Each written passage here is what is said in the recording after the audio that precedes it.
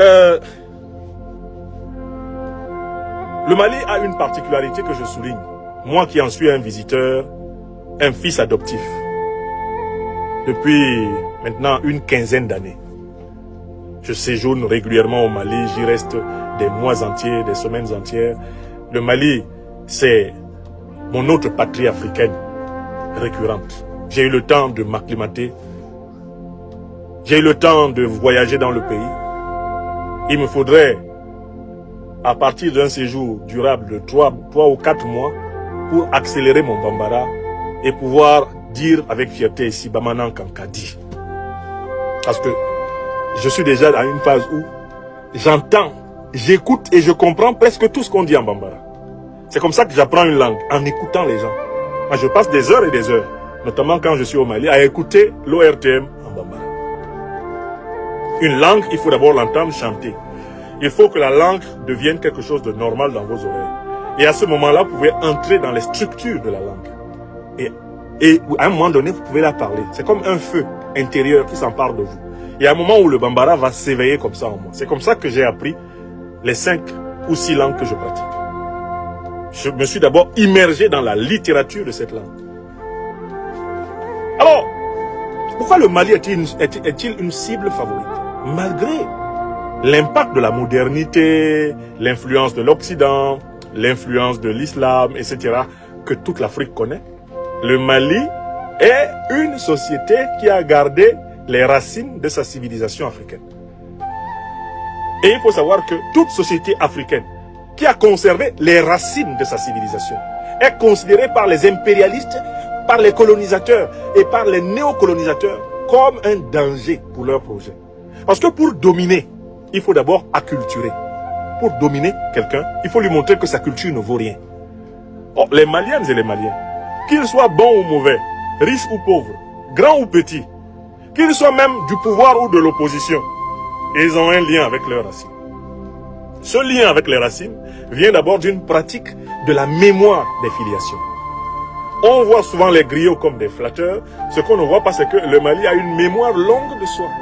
C'est un peuple où on raconte les ancêtres de quelqu'un jusque parfois à la 9e, à la 11e, à la 15e génération. Allez dans n'importe quel pays africain, en dehors de cette Afrique de l'Ouest là, allez demander à quelqu'un de vous raconter ses ancêtres, l'histoire de ses ancêtres, en branche paternelle et en branche maternelle. Il n'y a pas beaucoup d'Africains capables d'aller aussi loin que les Maliens. Et plus largement, aussi loin que les Ouest-Africains. Vous savez pourquoi? Mais parce que partout ailleurs, on a détruit la mémoire. On a détruit les identités. On a détruit la fierté de soi. On a détruit la conscience des origines. On a détruit la conscience des grandeurs et des misères anciennes, afin de pouvoir mieux coloniser, mieux dépayser, mieux déraciner, mieux dominer. Donc il y a un enjeu, faire tomber le Mali. C'est extrêmement important pour les impérialistes, les colonialistes. Faire tomber le Mali, c'est arracher à l'Afrique l'un de ses peuples enracinés. C'est déraciner l'Afrique. Le Mali, c'est une nation qui est un baobab de la mémoire civilisationnelle africaine. Faire tomber le Mali, c'est faire tomber l'Afrique. Parce que ce que les Maliens ont su préserver inspire les autres Africains à retrouver et enraciner, à s'enraciner suffisamment. C'est parce qu'il y a des pays comme le Mali qui sont encore là, comme la Guinée qui sont encore là. C'est parce qu'il y a des pays comme le Niger qui sont encore là, qui ont conservé une mémoire profonde de leurs racines, que tous les autres pourront réémerger à partir de la même démarche. Parce que quand vous descendez par exemple chez nous en Afrique centrale, mais la mémoire des peuples a été rasée à un niveau pas possible. Prenez un micro-trottoir, allez chez moi à Douala, allez au marché, interrogez quelqu'un de vous raconter l'histoire de sa famille jusqu'à la 5e, 6e ou 7e génération. Vous trouverez très peu de gens. Allez à Libreville, posez la même question. Les gens ne savent pas. Les gens peuvent vous raconter la vie de leur père, de leur mère, de leur grand-père, de leur grand-mère. Eh bien, paternelle et maternelle, au maximum, la plupart du temps. Au-delà, zéro. La personne peut seulement vous dire, je suis de telle ethnie par mon père, de telle autre ethnie par ma mère. Terminé.